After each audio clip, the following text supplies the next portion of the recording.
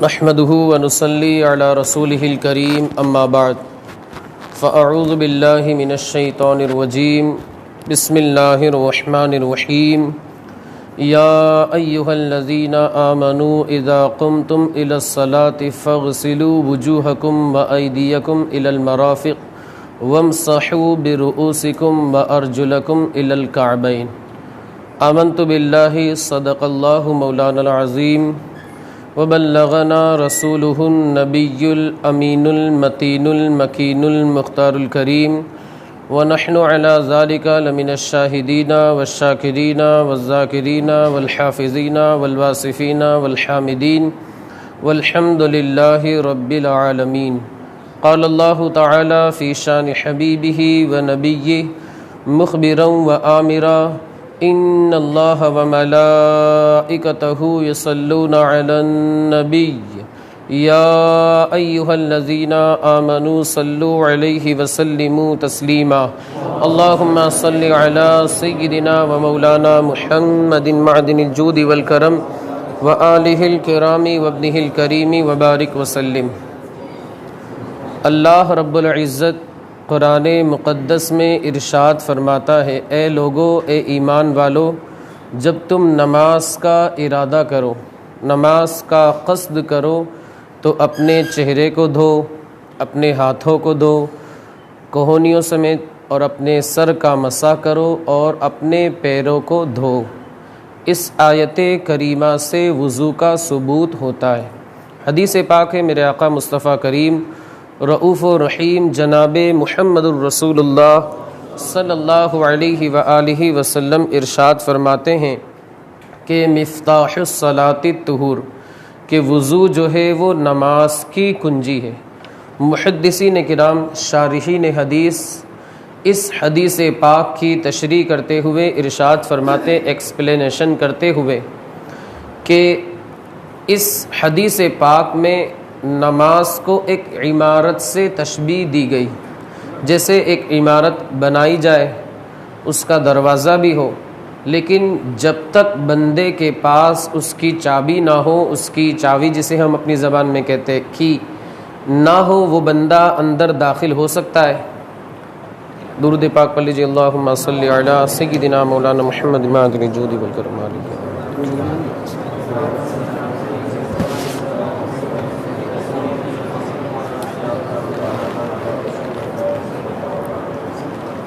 Hello.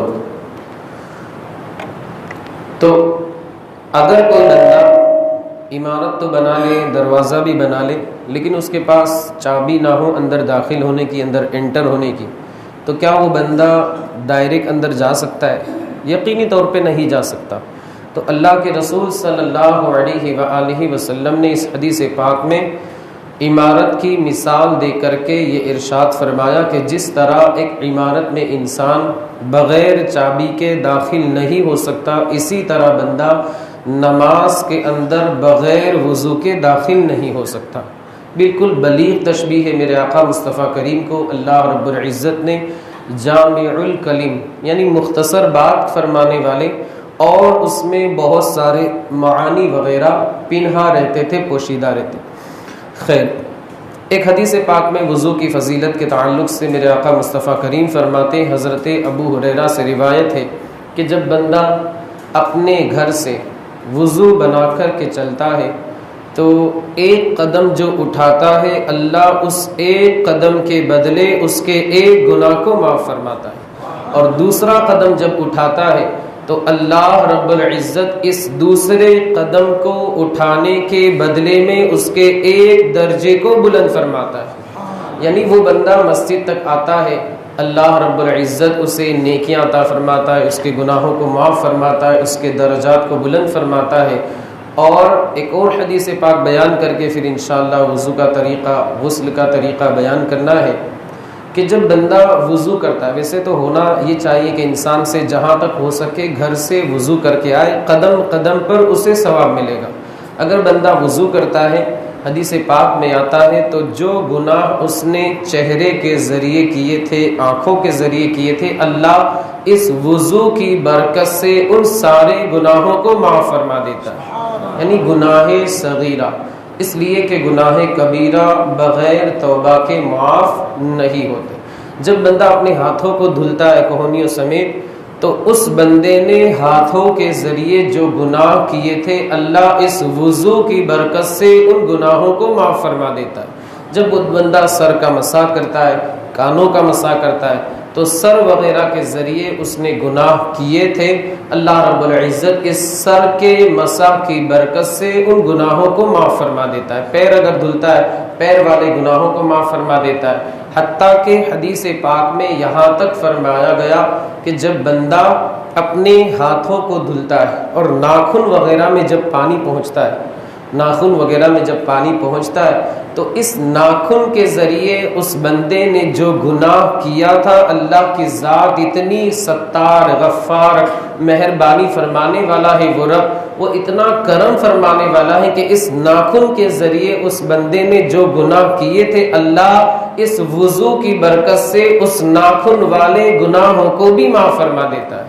یہ انتہائی برکت کی بات ہے، تو انسان کو چاہیے کہ ہمیشہ باوضو رہے۔ جو بندہ باوضو رہتا ہے تو اگر اسی عالم میں اس کا انتقال ہو گیا، اللہ اسے شہادت کا درجہ عطا فرمائے گا۔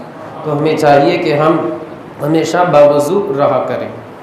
اب مسواک کے تعلق سے ایک حدیث پاک اللہ کے رسول صلی اللہ علیہ وآلہ وسلم ارشاد فرماتے ہیں، آج کل چونکہ زمانہ جو ہے وہ ماڈرن ہے، ٹیوب برش وغیرہ وہ ساری چیزیں استعمال ہوتی ہے، سنت مصطفیٰ کو ہم نے چھوڑ دیا ہے۔ اللہ ہمیں سنتوں کا پابند بنائے۔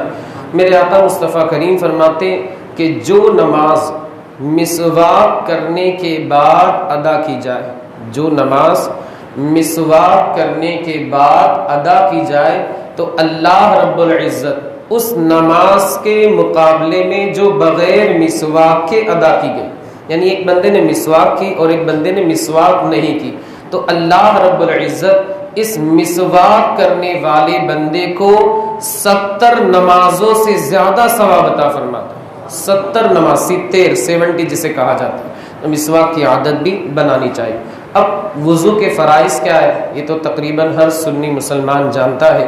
سب سے پہلے چہرہ دھلنا، کوہنیوں سمیت ہاتھ دھلنا، سر کے چوتھائی حصے کا مسح کرنا اور ٹخنوں سمیت دونوں پیروں کو دھلنا۔ تو شروعات جو ہے وہ ہمیں اسلام نے، شریعت نے اور مصطفیٰ کریم کی حدیث کی روشنی میں جو ہمیں تعلیم ملی ہے وہ یہ ہے کہ پہلے دونوں ہاتھوں کو گٹوں تک دھویا جائے۔ گٹے کا مطلب یہ جو حصہ یہاں سے ہمارے ہاتھ کی شروعات ہوتی ہے، یہ جو حصہ یہاں پر ختم ہو جاتا ہے، دونوں ہاتھوں کو گٹوں تک دھونا ہے، سنت کے مطابق اطمینان و سکون کے ساتھ، کیونکہ ہم باہر سے آتے ہمارے ہاتھ میں کیا لگا ہو کیا نہیں لگا ہو۔ اسلام تو طہارت کا مذہب ہے، پاکیزگی کا مذہب ہے، نظافت کا مذہب ہے۔ دونوں ہاتھوں کو گٹوں تک دھویا، اس کے بعد ہمیں کلی کرنا ہے۔ کلی کرنے کے بعد 3 مرتبہ کلی کرنی ہے، 3 مرتبہ ناک میں پانی چڑھانا ہے نرم حصے تک، اور جو ناک کی غلاظت وغیرہ ہے جو کچھ بھی ہے اسے صاف کرنا ہے۔ ویسے سائنس کے تعلق سے بھی اگر آپ دیکھیں تو سائنس نے بھی اس پر ریسرچ کیا اور بہت سارے فوائد بھی سائنس نے اس کے بتائے ہیں۔ 3 مرتبہ ناک میں پانی چڑھایا، پانی چڑھانے کے بعد کہا جاتا ہے، سائنس کی ریسرچ اور تحقیق یہ ہے، جو بندہ 5 وقت پابندی کے ساتھ وضو کرتا ہے اور ناک میں پانی چڑھاتا ہے، جب پانی چڑھائے گا ظاہر سی بات ہے اس کی ناک صاف رہے گی، کیونکہ باہر انسان گھومتا ہے، دھول مٹی وغیرہ اندر جاتی ہے۔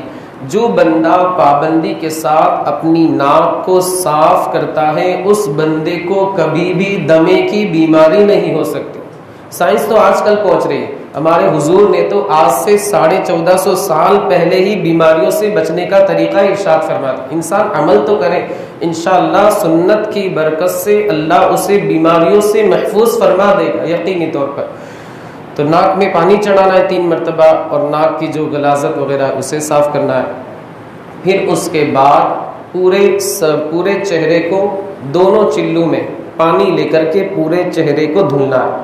سنت طریقہ یہ ہے کہ اس طریقے سے دھویا جائے کہ سر کے کچھ بال جو ہے وہ بھی تر ہو جائے، اور جو چہرہ ہے اس کی حد کے تعلق سے کتابوں میں لکھا ہے 1 کان کی لو سے دوسرے کان کی لو تک، اور بال اگنے کی جگہ سے لے کر کے ٹھوڑی تک، یہ سر کا حصہ ہے، چہرے کا حصہ ہے۔ اب اس میں جو بھی چیزیں ہیں، جیسے یہ اندر جو جہاں پر وہ چیبڑے وغیرہ آ جاتے، کہا جاتا ہے اپنی زبان میں، یہ ساری چیزیں بھی اس میں آ جائے گی. ان کا دھونا بندے کے اوپر ضروری ہے. اگر تھوڑی سی بھی جگہ خشک رہ گئی، سوکھی رہ گئی، بندے کا وضو نہیں ہوگا. تو یہ چہرہ جو دھلنا ہے یہ ایک فریضہ ہوا، 3 مرتبہ دھلنا ہے.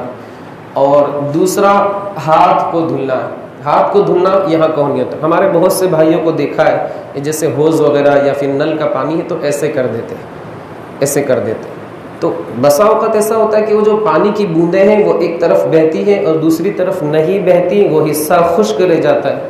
یاد رکھیں اگر وہ حصہ خشک رہ جاتا ہے، سوکھا رہ جاتا ہے، تو ایسی صورت میں وضو نہیں ہوگا. جب وضو نہیں ہوگا نماز نہیں ہوگی. جب نماز نہیں ہوگی تو پھر ہمارے ایسی نماز پڑھنے سے فائدہ کیا؟ انگلیوں میں خلال کرنا ہے. بسا اوقات ایسا ہوتا ہے کہ انگلیاں جو ہیں وہ اندر سے خشک رہ جاتی ہیں، یا بہت تنگ انگوٹھی پہنی ہے تو اس کو حرکت دینا فرض ہے، واجب ہے. اگر کوئی بندہ حرکت نہیں دیتا ہے، نیچے پانی نہیں پہنچے گا تو ایسی صورت میں وضو نہیں ہوگا. جب وضو نہیں ہوگا نماز نہیں ہوگی. اللہ کے رسول صلی اللہ علیہ وآلہ وسلم ارشاد فرماتے اپنی انگلیوں کا خلال کرو. اگر خلال نہیں کرو گے، پانی نہیں پہنچے گا تو جہنم کی آگ ان انگلیوں کے اندر ڈالی جائے گی. وجہ اس کی یہ ہے کہ جب ہم انگلیوں کا خلال نہیں کریں گے، اتفاق سے انگوٹھی یا کوئی دورہ وغیرہ ٹائٹ باندھ دیا ہے، نیچے پانی نہیں پہنچے گا. جب پانی نہیں پہنچے گا وضو نہیں ہوگا. جب وضو نہیں ہوگا نماز نہیں ہوگی. جب بندے کی نماز نہیں ہوگی تو یقینی طور پر اسے عذاب ہوگا. تو یہ بات یاد رکھیں، انگلیوں کا خلال اگر کوئی انگوٹھی وغیرہ ہے اسے حرکت دینا ضروری ہے. اور اگر تنگ نہیں ہے بلکہ ڈھیلی ڈھالی ہے، اگر پانی پہنچ جا رہا ہے تو اس کو حرکت دینا مستحب ہے. لیکن اگر وہ بہت ٹائٹ ہے تو اس کو حرکت دینا یہ کیا ہے؟ واجب ہے.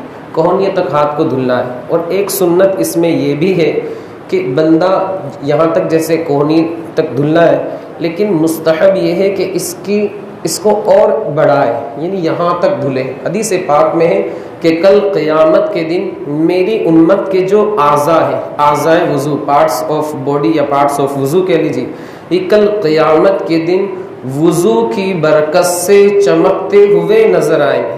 تو جس بندے سے ہو سکے اپنی اس چمک کو اور بڑھائے. آپ اگر یہاں تک دھلیں گے چمک یہاں تک رہے گی، آپ یہاں تک دھلیں گے چمک یہاں تک رہے گی. اسی وجہ سے علماء کرام فرماتے ہیں کہ جس سے ہو سکے وہ اپنی چمک کو بڑھائے، یعنی تھوڑا سا اور زیادہ دھلے. انشاءاللہ اللہ اس کے اس عضو کو قیامت کے دن روشن فرمائے گا. تو آپ سے ہو سکے تو اور تھوڑے سی آگے تک ہاتھوں کو دھلے. یہ ہاتھ کا طریقہ وضو کا ہو گیا. جو اس کی سنتیں مستحبات وغیرہ ہیں وہ انشاءاللہ میں بتاتا ہوں ابھی. اس کے بعد اچھا چہرے میں ایک چیز رہ گئی. کچھ لوگوں کی داڑھی جو ہے وہ گھنی رہتی ہے، انتہائی بال جو ہے ان کی تعداد زیادہ رہتی ہے، اور کچھ لوگوں کی داڑھی شریف جو ہے وہ خفیف رہتی ہے. خفیف کا مطلب چھوٹے چھوٹے مطلب بال وغیرہ جو کم ہیں اور پانی آسانی کے ساتھ جو ہماری چمڑی ہے وہاں تک آسانی سے پہنچ جاتا ہے. تو جن لوگوں کی داڑھی خفیف ہے، ہلکی ہے، بال کم ہے، پانی ان لوگوں کو ضروری ہے کہ وہ چمڑی تک پانی پہنچائے. چمڑی تک پانی پہنچانا ان پر ضروری ہے. لیکن جن لوگوں کی داڑھی جو ہے وہ گھنی ہے، بہت زیادہ بال ہے، تو پھر ان لوگوں کو جلد تک پانی پہنچانا ضروری نہیں ہے، بلکہ بال جو ہے ان کو ترک کر دے، ان کو گیلا کر دے. اور ان لوگوں کا طریقہ یہ بتایا گیا کہ اگر ہم اس طرح دبائیں گے تو گول دائرہ جو ہمارا چہرے کا ہے اس میں جتنے بال آئیں گے، جیسے یہ اس طرح دبایا تب یہ جتنے بال یہاں پر آئیں گے اس چہرے کے دائرے میں، ان بالوں کو دھونا ضروری ہے. باقی رہے یہ بال تو ان کا اس طریقے سے ہم خلال کریں گے.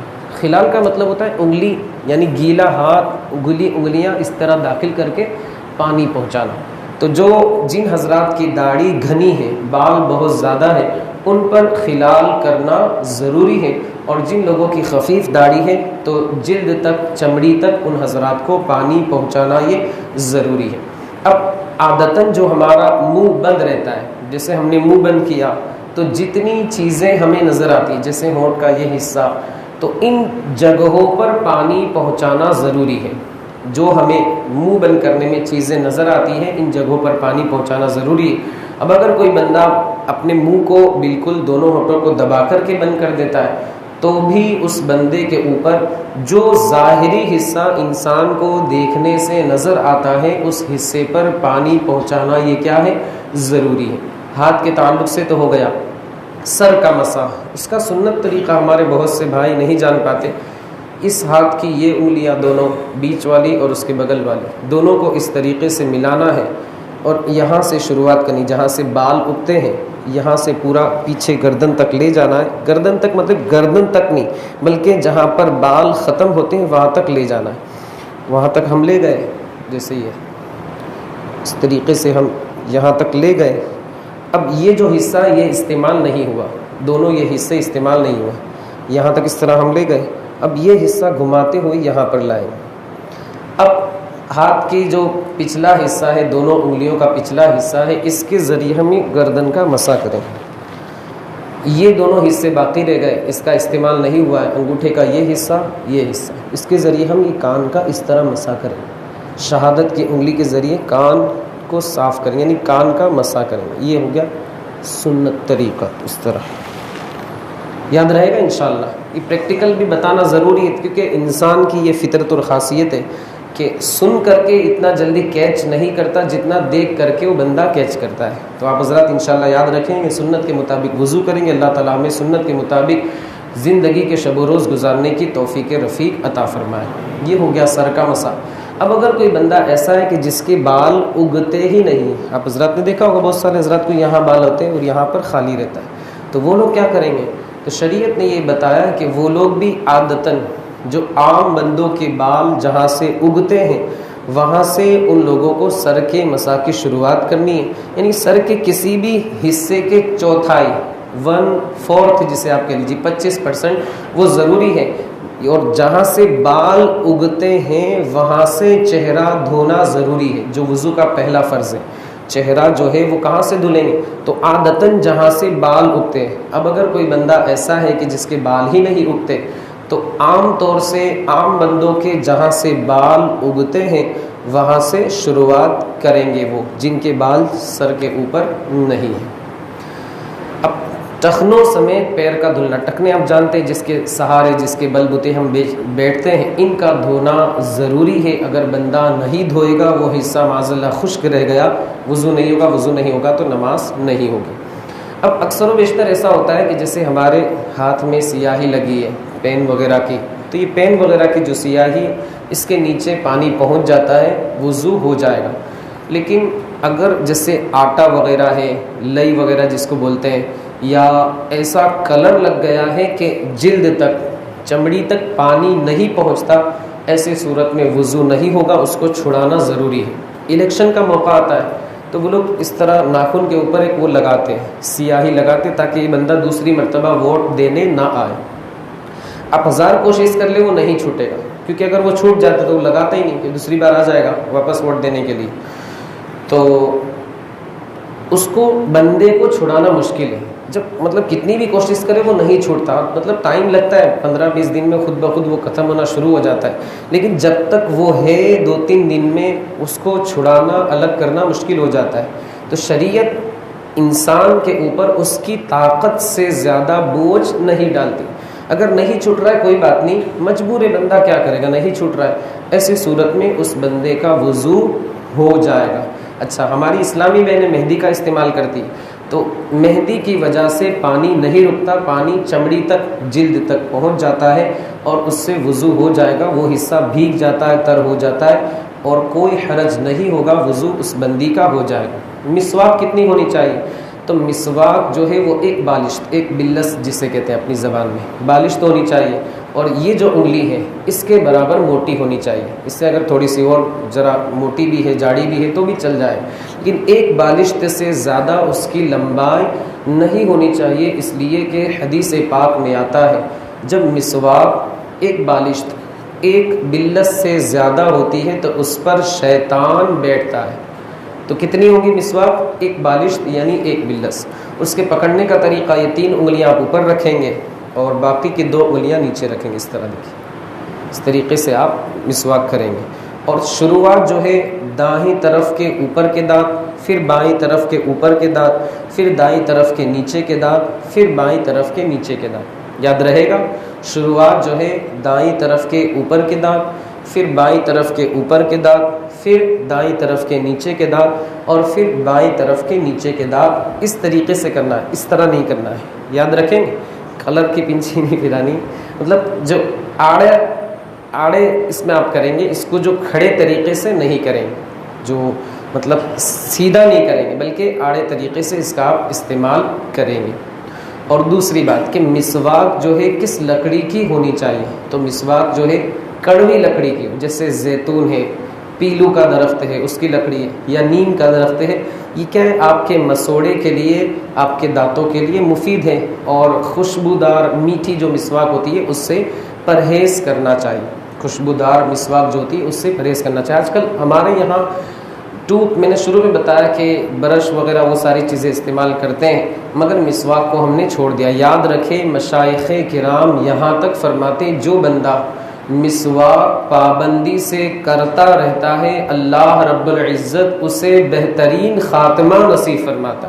یعنی اس بندے کا ایمان پر خاتمہ ہوگا انشاءاللہ مسواک کی برکت سے، کیونکہ کسی اور کی نہیں، آمنہ کے لال کے سنت مبارکہ. یقیناً اس بندے کو برکت تو ملنی ہے.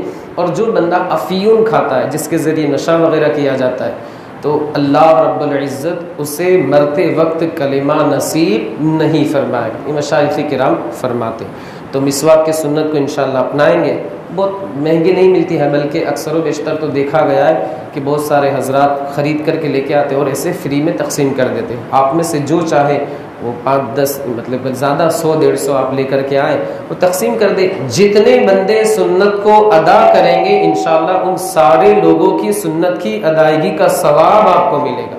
انشاءاللہ آپ اس سنت کو اپنائیں، سنتوں کو زندہ کریں. بہت ساری سنتیں جو ہے ہم سے ختم ہو گئی، ان کو آپ زندہ کریں اور اسے اپنائیں، لوگوں تک پہنچائیں، اور لوگوں کو اس کی تعلیم دے، تلقین کریں کہ سنتیں جو ہیں ہم سے ختم ہو رہی ہیں، انہیں آپ زندہ کریں، اپنائیں. اب کن کن چیزوں سے وضو ٹوٹ جاتا ہے، تو بہت ساری چیزیں تفصیل ہے، لیکن 2-3 چیزیں بتا دوں، آپ جانتے بھی ہوں گے. ایک تو ہوا کا خارج ہونا، پیشاب، پاخانہ، خون، مزی، ودی، منی، یہ ساری چیزیں. اسی طرح انسان اس طریقے سے سو گیا کہ بالکل اس کو کچھ بھان نہیں ہے، اس کے جو اعضاء جو ہے وہ بالکل ڈھیلے پڑ گئے، کمزوری کا اسے احساس ہونے لگا، یعنی بھر نیند جسے ہم کہتے ہیں، اس سے بھی اس بندے کا وضو جو ہے وہ کیا ہے، ٹوٹ جائے. یہ مختصر وضو کا بیان تھا. مستحبات اگر وقت ہوا تو بعد میں بتا دوں گا.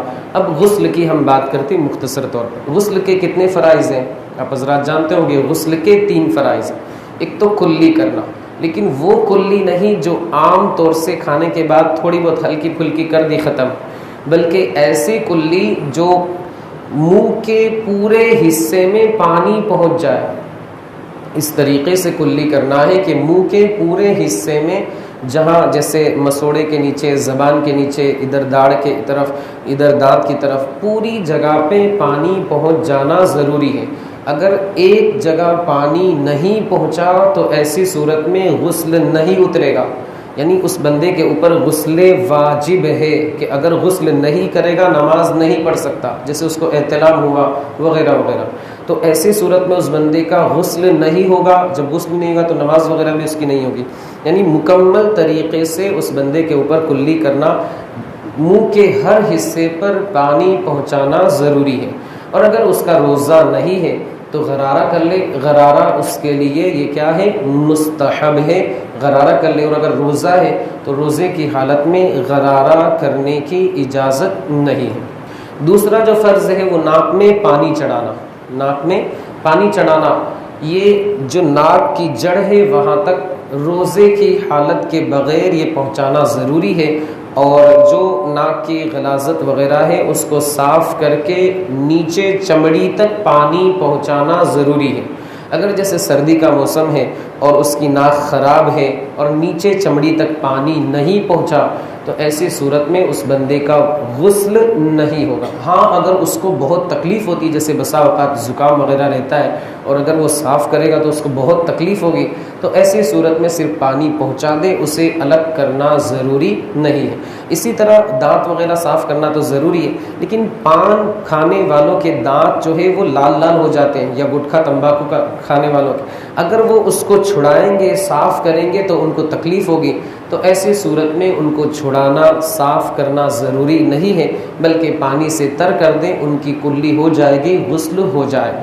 غسل کا تیسرا جو فرض ہے، پورے بدن کے اوپر پانی بہانا۔ سنت طریقہ یہ ہے کہ پہلے دونوں ہاتھوں کو گٹوں تک دھوئے، پھر استنجا کی جگہ کو دھوئے، چاہے اس پہ نجاست لگی ہو یا نہ لگی ہو، پھر نماز کی طرح وضو کرے، پھر کلی کرے، ناک میں پانی چڑھائے، پھر نماز کی طرح وضو کرے، اور پھر دائیں طرف پانی ڈالے، پھر بائیں طرف پانی ڈالے، پھر سر سے لے کر کے پورے بدن تک پانی ڈالے۔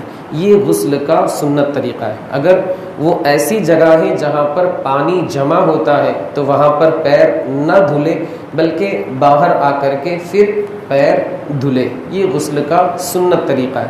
اب یہ جو پورے بدن پر پانی بہانا ہے تو یہ ایسا ضروری ہے کہ بدن کے ہر حصے پر پانی پہنچانا ضروری ہے، خاص طور سے وہ حصے کہ جہاں اگر جن کی نگہداشت دھیان نہ رکھا جائے تو پانی نہیں پہنچے گا، جیسے بغل۔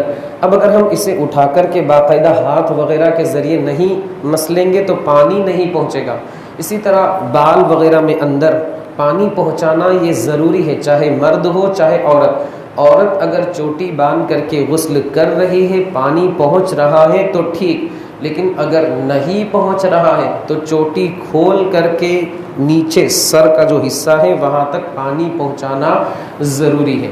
اسی طرح جو انسان کی ناف ہوتی ہے، اس میں بھی پانی پہنچانا اس بندے کے اوپر ضروری ہے، پیٹھ وغیرہ میں بھی۔ جیسے ہم نے پانی بہایا، ہمیں ایسا لگا کہ پہنچ گیا ہوگا پانی، یا ہم شاور کے نیچے کھڑے ہو گئے، ہمیں ایسا لگا کہ پانی پہنچ جائے گا، جب تک ہم ہاتھ وغیرہ کے ذریعے نہیں پھیریں گے، پانی کو نہیں پہنچائیں گے، وہ پانی نہیں پہنچے گا، وہ حصہ خشک رہ جائے گا، سوکھا رہ جائے۔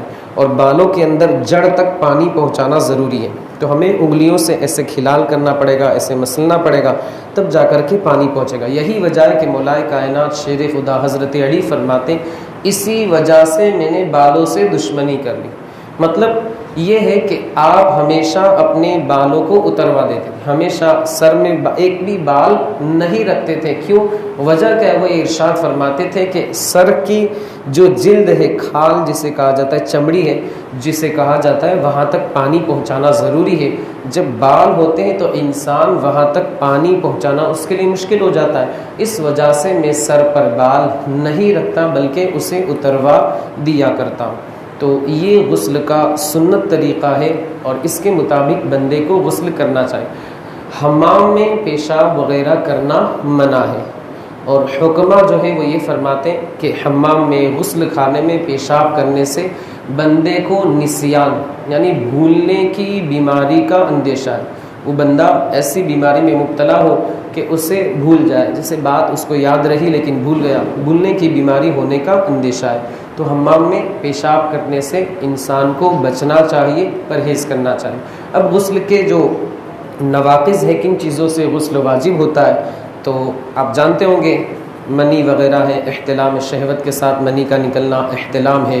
اسی طرح مرد کا کسی بھی عورت کے آگے یا پیچھے کے مقام میں جو اس کا پرائیویٹ پارٹ ہوتا ہے اسے داخل کر دینا، اور آگے کا جو حصہ ہے وہ داخل ہو جائے، تو ایسی صورت میں دونوں کے اوپر غسل جو ہے وہ واجب ہو جائے گا۔ اسی طرح حیض و نفاس جو ایام ہوتے ہیں، مخصوص ایام ماہواری جسے کہا جاتا ہے، وہ اگر ختم ہو گئے فوراً نہا کر کے نماز پڑھنا ضروری ہے۔ جو بھی وقت نماز کا چل رہا ہے وہ نماز ادا کرنا ضروری ہے۔ معاذ اللہ وقت گزر گیا اور انہوں نے غسل کر کے نماز نہیں پڑھی، وہ نماز قضا ہو جائے گی، وہ گناہ گار ہوگی۔ اسی طرح نفاس یعنی بچے کی پیدائش کے بعد جو خون آتا ہے، یہ نفاس کی مدت ختم ہو گئی، اب ان کے اوپر غسل کر کے جو نماز کا وقت چل رہا ہے اس نماز کو ادا کرنا ضروری ہے۔ اگر نہیں ادا کریں گی تو پھر وہ گناہ گار ہوں گی۔ اب غسل جو ہے وہ کن چیزوں کے لیے سنت ہے، تو جمعہ کے دن غسل کرنا سنت ہے۔ تقریباً ماشاءاللہ سارے لوگ اس سنت پر عمل کرتے ہوں گے۔ عید کے دن غسل کرنا یہ سنت ہے. بقر عید کے دن یعنی عید الفطر اور عید الاضحیٰ، بقر عید اور عید الفطر، ان دونوں کے لیے غسل کرنا سنت ہے. عرفہ 9 تاریخ ذی الحجہ کی جو ہوتی ہے اس دن غسل کرنا یہ سنت ہے. احرام باندھتے وقت غسل کرنا یہ سنت ہے. آقا کریم صلی اللہ علیہ وآلہ وسلم نے احرام باندھتے وقت غسل فرمایا ہے. اب جو بے غسل شخص ہوتا ہے وہ کیا کر سکتا ہے، کیا نہیں کر سکتا، بس 2-3 باتیں عرض کر کے اپنی گفتگو کو ختم کر دو، وقت بھی ہو چکا ہے. اسے جنبی کہا جاتا ہے بے غسل شخص کو. ویسے تو حدیث پاک میں فرمایا گیا کہ انسان سے جتنی جلدی ہو سکے اسے نہا لینا چاہیے. کیوں؟ اس لیے کہ جس گھر کے اندر کتا ہو یا تصویر ہو، فوٹو وغیرہ، جس گھر میں کتا ہو، تصویر ہو یا جنبی شخص ہو بے غسل، جس کے اوپر غسل فرض ہے، میرے آقا فرماتے ہیں جس گھر میں کتا ہو، تصویر ہو یا جنبی شخص ہو، اس گھر میں رحمت کے فرشتے نہیں آتے. تو انسان سے جتنی جلدی ہو سکے اسے نہا لینا چاہیے. تو یہ جو جنبی شخص ہے ظاہر سی بات ہے قرآن مقدس نہیں پڑھ سکتا، نہ ہی چھو سکتا ہے، نہ مسجد کے اندر آ سکتا ہے. یہ ساری چیزیں اس کے لیے حرام ہو جاتی. ہاں اگر اس کا وضو نہیں ہے، غسل تو ہے برقرار ہے لیکن اس بندے کا وضو نہیں ہے، تو وہ زبان سے قرآن مقدس کی تلاوت کر سکتا ہے. البتہ اس کے لیے قرآن مقدس کو چھونا یہ کیا ہے، جائز نہیں ہے. اور یہ جو جنبی لوگ ہوتے ہیں جیسے حیض و نفاس والی عورت یا بے غسل شخص، ان کے لیے کوئی چیز کھانا یہ تو کھا تو سکتے ہیں لیکن بہتر یہ ہے کہ وضو کر لیں، یا اگر وضو نہیں کر سکتے ہیں تو کم از کم کلی کر لیں. ورنہ کتابوں میں لکھا ہے اگر بغیر کلی کے وہ کھاتے ہیں تو اس سے محتاجی آنے کا اندیشہ ہے. ہم تو آج کل اللہ کی بارگاہ میں دعا کرتے ہیں اللہ تو اپنے علاوہ کسی کا محتاج نہ بنانا، لیکن اگر بندہ اس سے نہیں بچتا ہے تو ہو سکتا ہے کہ وہ بندہ محتاجی کا شکار ہو جائے. تو یاد رکھیں گے. دوسرا کہ اگر کوئی بندہ ایسی حالت میں سورہ فاتحہ پڑھتا ہے، چونکہ سورہ فاتحہ دعا ہے، اہدنا الصراط المستقیم، اے اللہ ہمیں تو سیدھی راہ چلا اور ان لوگوں کے راستے پر چلا جس پر تو نے انعام فرمایا، صراط الذین انعمت علیہم. امام صاحب سے آپ ہر نماز میں سنتے بھی رہتے ہوں گے ماشاءاللہ، اور آخر میں من میں دل میں آمین بھی کہتے ہوں گے، تو یا پھر آہستہ سے آمین بھی کہتے ہوں گے کہ زور سے آمین کہنا ہم احناف کے نزدیک منع ہے. تو یہ سورہ فاتحہ چونکہ دعا ہے، ثنا بھی اسے آپ کہہ سکتے ہیں. ثنا کا مطلب ہوتا ہے تعریف، چونکہ اس میں اللہ کی تعریف ہے، الحمدللہ رب العالمین. تو اگر کوئی بندہ ثنا کی نیت سے یعنی تعریف کی نیت سے یا دعا کی نیت سے سورہ فاتحہ پڑھتا ہے ایسی حالت میں تو اس کے لیے جائز ہے. اسی طرح کوئی بندہ شکر ادا کرتے ہوئے شکر کی ادائیگی کی نیت سے الحمدللہ رب العالمین کہتا ہے، اس کے لیے جائز ہے بے غسل شخص کے لیے. اسی طرح کوئی بندہ چھینک کے جواب میں کہتا ہے الحمدللہ، اس کے لیے بھی جائز ہے. یعنی نیت اس کی قرآن پڑھنے کی نہ ہو. جہاں قرآن پڑھنے کی نیت آئی تو اس کے لیے پھر قرآن کی کسی بھی صورت کا پڑھنا جائز نہیں ہوگا. اسی طرح کسی بندے نے کوئی ایسی پریشان کن جو انسان کو ٹینشن میں ڈال دینے والی ہو، ایسی کوئی خبر اس بندے نے سنی، اس نے پڑھا انا للہ و انا الیہ راجعون، قرآن کی نیت سے پڑھے گا یہ جائز نہیں ہے. لیکن اس نیت سے پڑھ رہا ہے کہ بری خبر سن کر کے انا للہ و انا الیہ راجعون پڑھنا ہے اور اللہ کی رضا پر راضی رہنے کا اعلان کرنا ہے، تو یہ جائز ہے. قرآن کی نیت سے وہ بندہ نہیں پڑھ سکتا. اسی طرح سورہ حشر کی آخری 3 آیت حدیث پاک میں اس کی فضیلت بیان کی گئی کہ جو بندہ صبح میں سورہ حشر کی آخری 3 آیتیں پڑھ لیتا ہے تو شام تک 70,000 فرشتے اس کے لیے استغفار کرتے ہیں، مغفرت کی دعا کرتے ہیں. اور اگر شام میں پڑھ لیتا ہے تو صبح تک 70,000 فرشتے اس کے لیے مغفرت کی دعا کرتے ہیں. اور جب وہ بندہ انتقال کرے گا اللہ اسے شہادت کے منصب پر فائز فرمائے. تو سورہ حشر کی آخری 3 آیتیں آپ صبح پڑھ لیں، شام میں پڑھ لیں، لیکن شروع میں پڑھنا ہے اعوذ باللہ السمیع العلیم من الشیطان الرجیم، اسے آپ یاد رکھیے. اور اسی طرح اگر اس نے تینوں قل بلا لفظ قل یعنی قل یا ایھا الکافرون، قل اعوذ برب الناس اور قل اعوذ برب الفلق، لفظ قل کو آپ کو ہٹا دینا ہے. لفظ قل آپ کو ہٹا دینا ہے، کیونکہ لفظ قل آپ پڑھیں گے اور یہ نیت کریں گے کہ ہماری قرآن شریف پڑھنے کی نیت نہیں ہے بلکہ ہم ثنا کی نیت سے اسے پڑھ رہے ہیں، تو آپ ایسا نہیں کر سکتے۔ کیوں؟ اس لیے کہ جب آپ لفظ قل کے ساتھ لفظ قل بھی پڑھیں گے تو وہ قرآن شریف ہی ہوگا، تبرک یا ثنا کی نیت اس میں کام نہیں آئے گی بلکہ وہ قرآن شریف ہی ہوگا۔ تو اگر آپ سورہ ناس، سورہ فلق یا قل یا ایھا الکافرون پڑھنا چاہتے ہیں، یعنی قل هو اللہ احد پڑھنا چاہتے ہیں، تو آپ لفظ قل کو ہٹا دیں اور پڑھیں هو اللہ احد یا اعوذ برب الناس، اعوذ برب الفلق۔ قل کے ساتھ پڑھیں گے تو وہ قرآن شریف ہوگا، اور ایسی حالت میں قرآن شریف پڑھنا یہ کیا ہے؟ منع ہے۔ آخری بات کہ اگر جیسے اسلامی بہنیں، ہماری قوم کی بیٹیاں اگر ایسی حالت میں ہیں، ماہواری خاص مخصوص ایام آتے ہیں، MC جسے کہا جاتا ہے، تو وہ کیا کریں گی؟ جیسے نماز کا وقت شروع ہوا تو شریعت نے یہ کہا ہے، شریعت کا یہ کہنا ہے کہ ایسے وقت میں جیسے نماز کا وقت شروع ہوا 15-20 منٹ کے لیے تسبیح وغیرہ لے کر کے بیٹھ جائے، وضو بنا کر کے یا کلی کر کے، اور تسبیح، درود شریف، ذکر، دعا وغیرہ یہ سب تو کر سکتی ہیں، تاکہ عبادت کی عادت بنی رہے، عبادت کا جو سلسلہ ہے عادت کا وہ منقطع نہ ہو۔ کہ ہو سکتا ہے کہ ایک وقت تک نماز نہیں پڑھی، اب سستی آنے لگی، اور کیا ایک لگاتار ہم پڑھتے رہتے تو کوئی ہمیں بھاری نہیں پڑتا، لیکن جب سلسلہ منقطع ہو جاتا ہے، ٹوٹ جاتا ہے، تو پھر واپس اس سلسلے کو قائم کرنا مشکل ہو جاتا ہے۔ تو شریعت نے یہ ارشاد فرمایا ہے، شریعت کا یہ بیان ہے، یہ کہنا ہے کہ وہ اتنے وقت ذکر الہی، درود شریف، استغفار، دعا وغیرہ میں مشغول رہے تاکہ ان کی عادت بنی رہے۔ مختصر سے مسائل کے، ویسے تو بہت سارے، یہ مختصر تھے۔ مولا عز و جل ہمیں آپ کو اور ساری دنیا کے خوش عقیدہ مسلمانوں کو مصطفیٰ کریم رؤوف الرحیم جناب محمد الرسول اللہ صلی اللہ علیہ وآلہ وسلم کی سنتوں کے مطابق زندگی کے شب و روز گزارنے کی توفیق رفیق عطا فرمائے۔ مولا عز و جل جو کچھ بھی بیان ہوا اس کے بیان کرنے میں انسان ہوں، مجھ سے جو بھی غلطی، لغزش، خطا، خامی ہوئی ہو اپنے حبیب کے صدقے میں اسے معاف فرما۔ مولا اس کی برکتوں سے ہمیں مالا مال فرما، اس پر ہم تمام لوگوں کو عمل کرنے کی توفیق عطا فرما۔ ہمارے ان بھائیوں نے اس درس میں شرکت کی، انہیں اپنی شان کریمی و رحیمی کے مطابق اجر و ثواب عطا فرما، انہیں جزائے خیر عطا فرما۔ مولا ان کے گھروں میں رحمت و برکتوں کا نزول فرما، ان کی کمائی میں، کاروبار میں، تجارت میں، رزق حلال میں خوب سے خوب تر برکتیں عطا فرما، ان کی مشکلات کو آسان فرما، ان کی تمام جائز مرادوں کو پورا فرما۔ اللہم ربنا آتنا فی الدنیا حسنۃ وفی الآخرۃ حسنۃ وقنا عذاب النار۔ مولا عز و جل ہمارے ان بھائیوں کو درس میں شرکت کے بدلے مدینہ منورہ کی مقبول حاضری عطا فرما، حج مبرور کی سعادتوں سے مالا مال فرما، گنبد خضرا کے سامنے رمضان کے مہینے میں افطاری کرنے کا شرف عطا فرما، کعبہ مقدسہ کے سامنے، حجر اسود کے سامنے انہیں زمزم پینا نصیب فرما۔